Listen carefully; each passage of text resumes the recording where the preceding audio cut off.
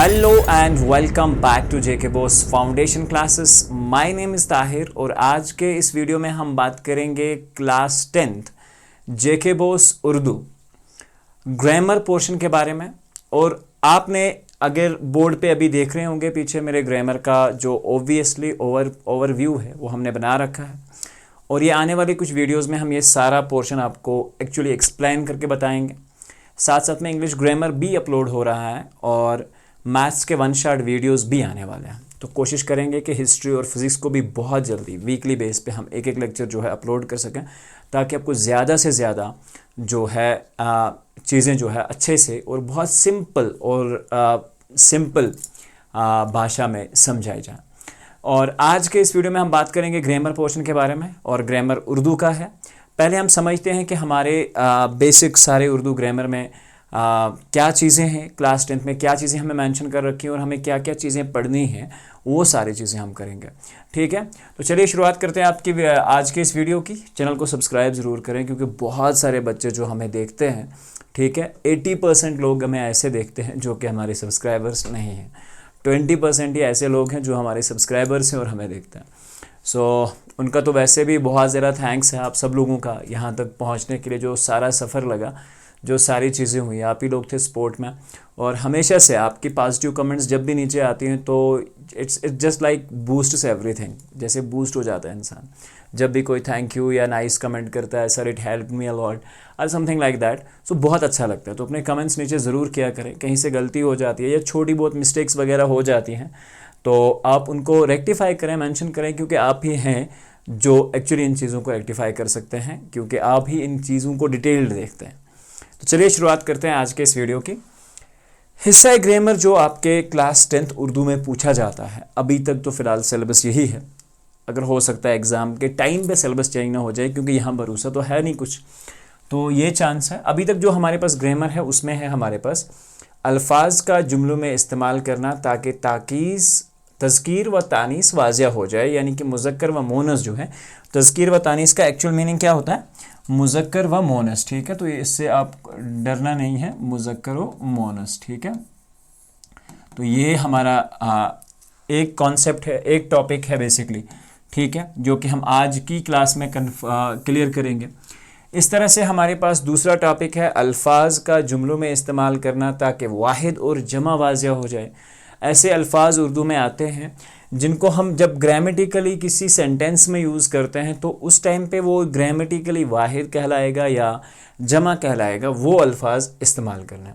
उसके बाद आपके पास डिफरेंट तरह के हरूफ आते हैं, उनकी तारीफ़ें और उनकी मिसालें, ये भी आपके पास आपके एग्ज़ाम में आता है। आप लास्ट ईयर के पेपर्स उठा के देख सकते हैं।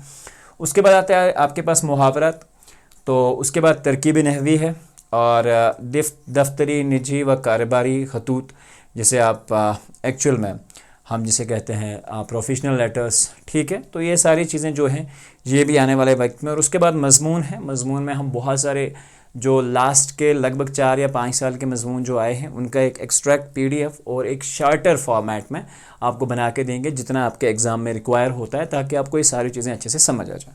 ठीक है, तो ये एक्चुअल में 7 लेक्चर्स में कवर होगा। 1 2 3 4 5 6 7, यानी कि 7 लेक्चर में भी ये जो पार्ट है हमारे पास मजमून का जो पार्ट या दफ्तरी व कारोबारी खतूत, इसके मत 2-2 पार्ट्स में हम वीडियोस बनाएंगे ताकि बहुत बड़े वीडियोस ना हो जाए।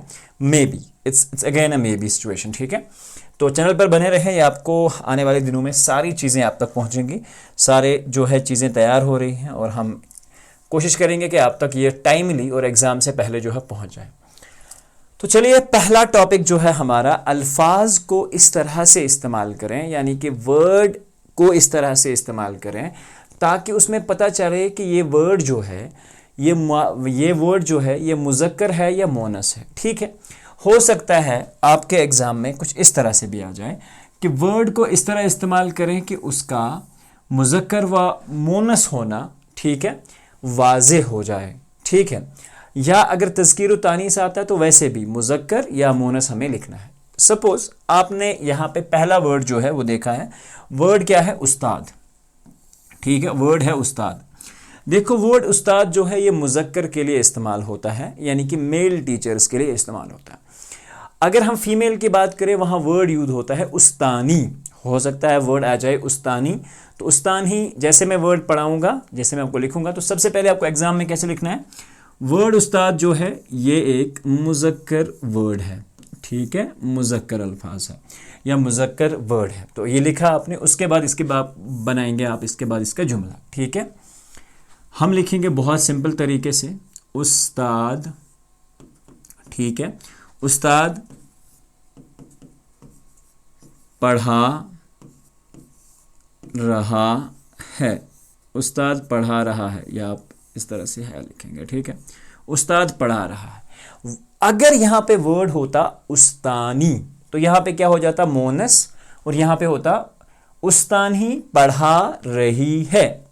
जैसे लड़का चल रहा है तो इससे ये वाहिद फील होता है। इस तरह से अगर हम बात करें लड़की चल रही है, चल रही है, हम तो ऐसे नहीं कहेंगे लड़की चल रहा है, ठीक है। तो उर्दू में अल्फाज का सही चुनाव भी इम्पॉर्टेंट है। अब यहाँ पे है एक वर्ड चांद, ठीक है। चांद बेसिकली अगर हम देखें तो मुज़क्कर लफ्ज़ है, ठीक है, मुज़क्कर लफ्ज़ है। दूसरी बात, चांद अगर मुज़क्कर है तो हम क्या कहेंगे, चांद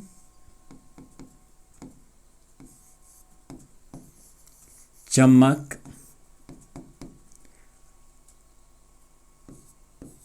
रहा है, चांद चमक रहा है, ठीक है। तो चांद मुज़क्कर है। इस तरह से सूरज, सूरज भी चमक रहा है, तो सूरज भी एक्चुअल में क्या है, इसको उल्टे वर्ड्स में मैं आपको बता देता हूँ, यानी कि एक एक वर्ड के साथ मैं आपको एक एक्स्ट्रा वर्ड भी बता रहा हूँ ताकि आपको ये चीज़ें अच्छे से क्लियर हो जाए। चांद मुज़क्कर है, सूरज भी मुज़क्कर है, तो सूरज चमक रहा है वो भी आप लिख सकते हैं। अब यहाँ पे एक वर्ड मैंने लिया है, ये मैंने जानबूझ के लिया था, वर्ड बालिग, ठीक है। बालिग एक ऐसा लफ्ज़ है, ये दोनों तरीक़ों में इस्तेमाल किया जा सकता है, ठीक है। तो अगर हम बात करें लड़का बालिग हो रहा है, ध्यान रखना, लड़का बालिग, बालिग होती है उम्र, जो इस्लाम में उम्र होती है, जैसे हम कहते हैं जब हम प्यूबर्टी को क्रॉस करते हैं, बायोलॉजी की टर्म है, ठीक है। तो उसके बाद उम्र जो है बलूगियत स्टार्ट हो जाती है। इतने पर लफ्ज़ जवान बालिग, ठीक है। बालिग दोनों तरीक़ों में इस्तेमाल किया जा सकता है, मुज़क्कर में भी और मोनस में भी, ठीक है। कुछ ऐसे अल्फाज हैं उर्दू में जो मुज़क्कर और मोनस दोनों में इस्तेमाल किए जा सकते हैं।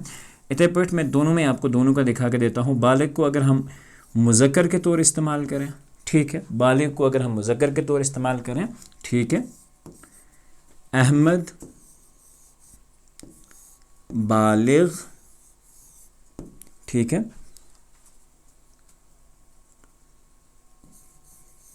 हो रहा है या बालिग हो चुका है, ठीक है। यहाँ पे अगर इसको मैं मोनस के तौर पे इस्तेमाल करता हूँ तो, ठीक है, यानी कि इसमें वर्ड जो आएगा वो क्या आएगा, किसी लड़की का नाम लिख देते हैं हम, जमीला, ठीक है, जमीला बालिग हो रही है। सेंटेंस कंप्लीट है, सेंस बन रहा है। तो यहाँ पे दोनों तरीके से आपने देखा कि सेंटेंस में हम इसे इस्तेमाल कर सकते हैं। इमारत, ठीक है, इमारत जो है बेसिकली ये मोनस है, ठीक है, इमारत, ठीक है। हम लिखेंगे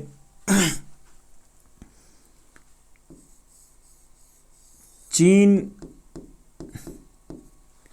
में दुनिया की सबसे ऊंची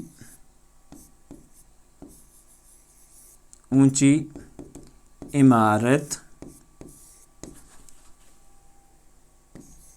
तामीर हो रही है। हो रही है यहाँ पे ये जो है ना, ये इसका एक्चुअली मोनस करेक्टर डिफाइन करता है।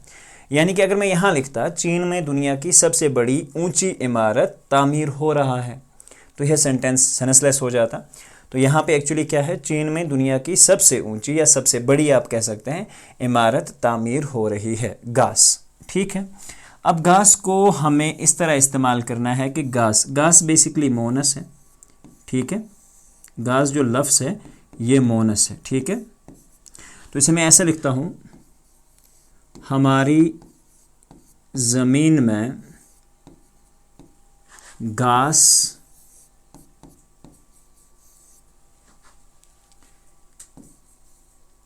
हमारी ज़मीन में घास, इसको हम लिखेंगे हमारी ज़मीन में घास, हमारी ज़मीन। Okay, I have missed actually, यहाँ पे इसको मैं पहले काट देता हूँ। हमारी ज़मीन में घास की कटाई हो रही है, हो रही है। रूमाल, ठीक है, लफ्ज़ रूमाल जो है मुज़क्कर है। मेरा रूमाल, हैंकरचीफ जिसे हम बोलते हैं, रूमाल लाल रंग का है, ठीक है, मेरा रुमाल लाल रंग का है, ठीक है। तो यहाँ पे इन अल्फाज को आप अच्छी तरह से अब समझ पा रहे होंगे कि किस तरह से हम उर्दू में इसे मुज़क्कर और मोनस की तौर पे इस्तेमाल कर सकते हैं। आई बात समझ।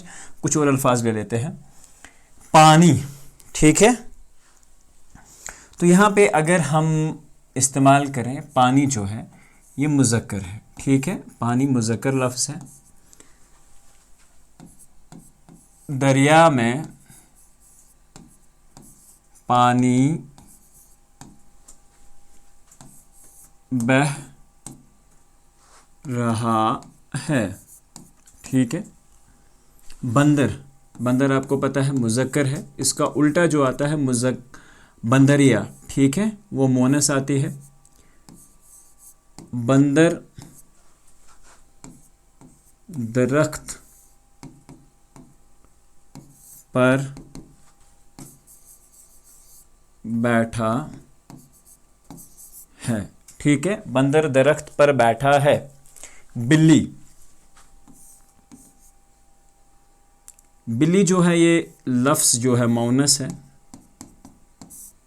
और इसका जो इस्तेमाल हम करेंगे, बिल्ली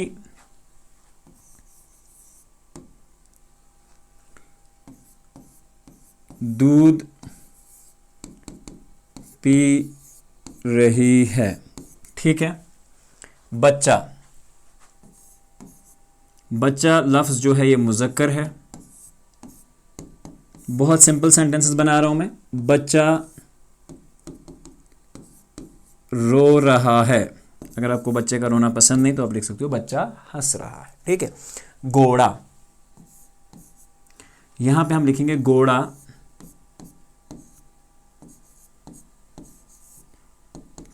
लफ्ज़ घोड़ा जो है बेसिकली मुज़क्कर है, मैं आपको बता दूं, मिस किया मैंने। घोड़ा तेज दौड़ रहा है, ठीक है।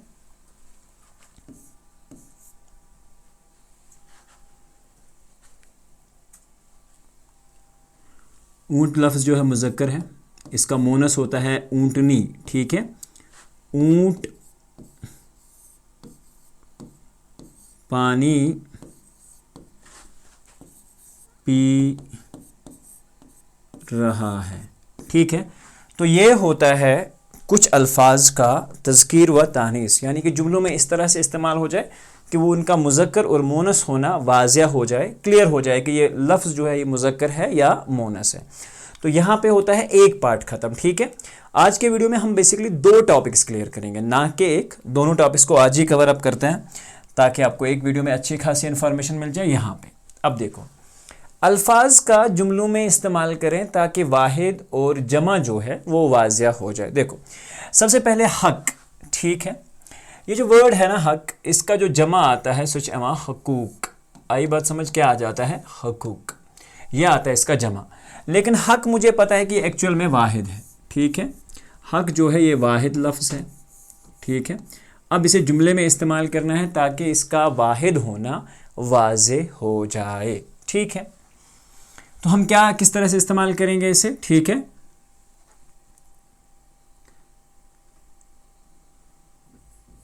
यतीम का हक खाना या मारना, ठीक है,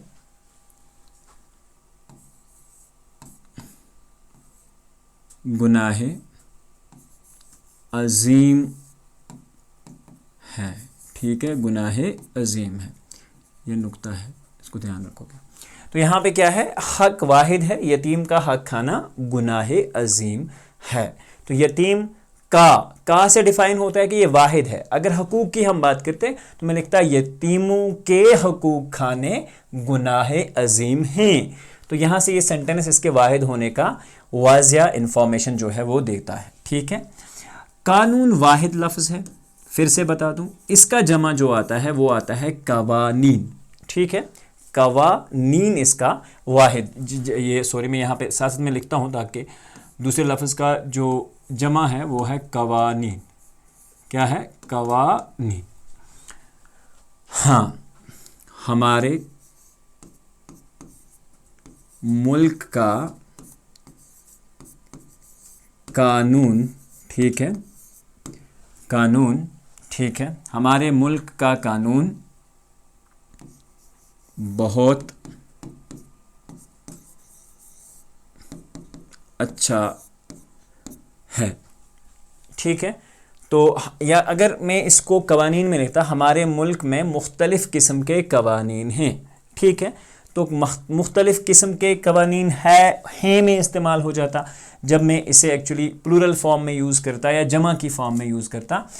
अब देखो इंतखाब, ठीक है, अगर लफ्ज़ हम इंतखाब की बात करें तो इंतखाबात शमायमुक जमा, इंतखाबात बे अलिफ बा ते, इंतखाबात। यहाँ पे क्या है, लफ्ज़ इंतखाब, क्या है, लफ्ज़ इंतखाब, ठीक है। तो यहाँ पे अगर इंतखाब जो है वो हम लफ्ज़ को इस्तेमाल इस तरह से करें कि ये इसका वाहिद होना जो है वो एक्चुअल में वाज़िया हो जाए, तो लफ्ज़ इंतखाब है। इंतखाब का हम सेंटेंस कुछ यूँ बनाएंगे, ठीक है, सारे, ठीक है, असातिज़ा, असातिज़ा, ठीक है, सारे असातिज़ा ने मिलकर, ठीक है, मोहम्मद उमर को, ठीक है, मोहम्मद उमर को सदर मुदर्रिस इंतखाब किया, इंतखाब किया, इंतखाब किया, ठीक है। दूसरा है अंबिया, अंबिया नबी की जमा होता है यानी कि प्रॉफिट्स, ठीक है। तो अंबिया ऑलरेडी जमा लफ्ज़ है, ठीक है, तो इसे हम जमा के तौर पे इस्तेमाल करेंगे, ठीक है। अंबिया, ठीक है, मासूम, ठीक है, मासूम होते हैं। यहाँ मासूम होने से मुराद है गुनाहों से पाक, या आप ऐसा भी लिख सकते हो कि अंबिया गुनाहों से पाक होते हैं। मज़ाहिब जमा लफ्ज़ है, ठीक है, दुनिया में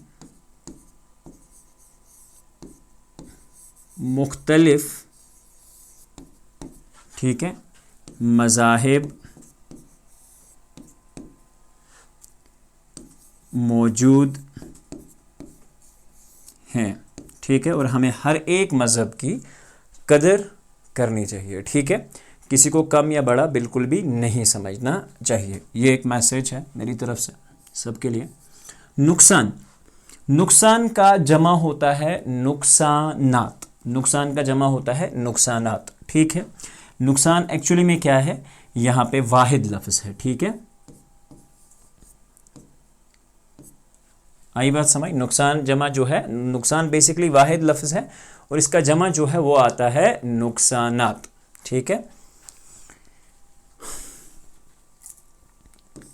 अहमद की गलती की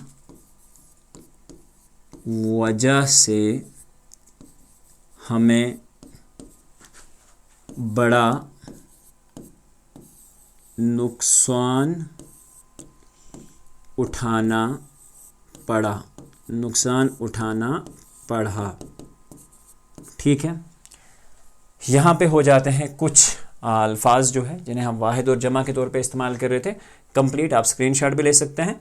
तो साथ साथ में थोड़ा सा मैं इसको एक बार बैक में ले लेता हूँ ताकि आप एक बार स्क्रीनशॉट्स जो है वो अच्छे से ले लें, तो मेरा साइड हो जाता हूँ।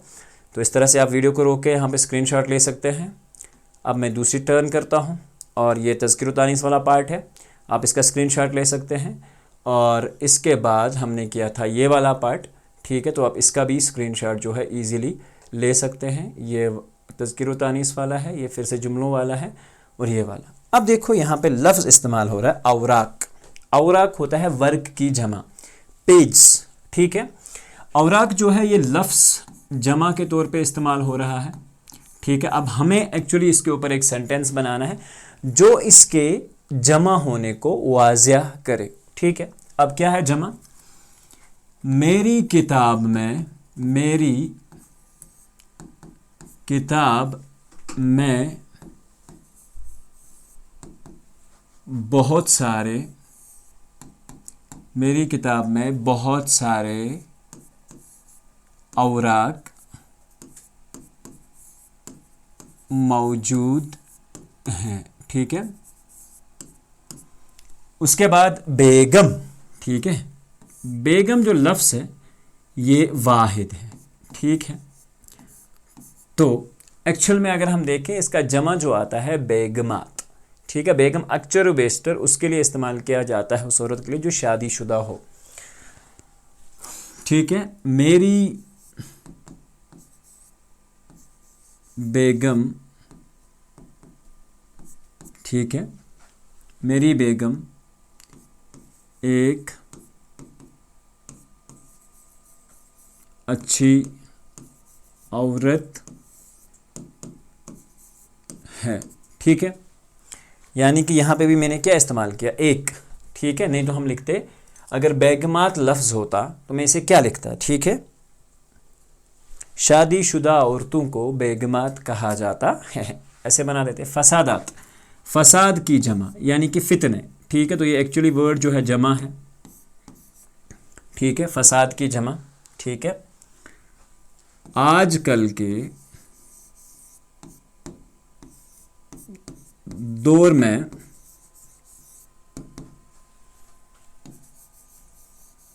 मुख्तलिफ किस्म के फसादात, फसादात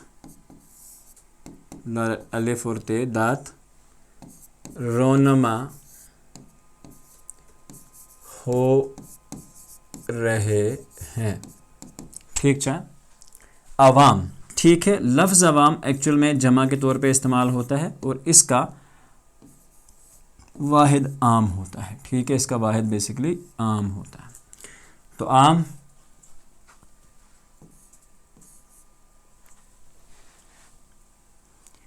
अवाम लफ्ज़ की अगर हम बात करें तो ये जमा के तौर पे इस्तेमाल हो सकता है। ठीक है,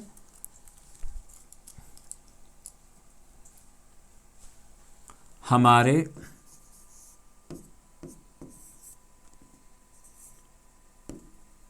मुल्क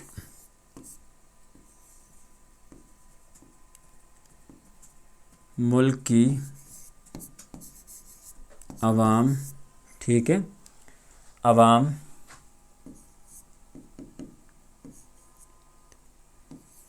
पढ़ी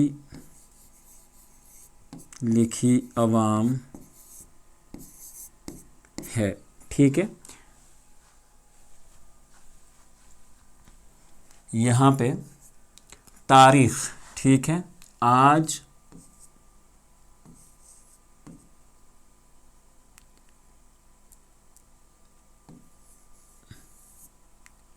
महीना, या महीना वर्ड नहीं लिखूंगा मैं, इसको थोड़ा और सिंपल बनाता हूँ।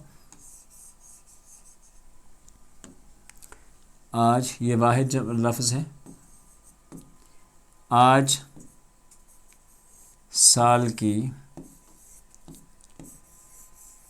पहली तारीख है। ठीक। अनवार नूर की जमा। ठीक है, तारीख का जमा तवारीख होती है। ठीक, या तवारीखें या तारीखें। ठीक है, अनवार नूर की जमा है, तो ये बेसिकली जमा है। शादी के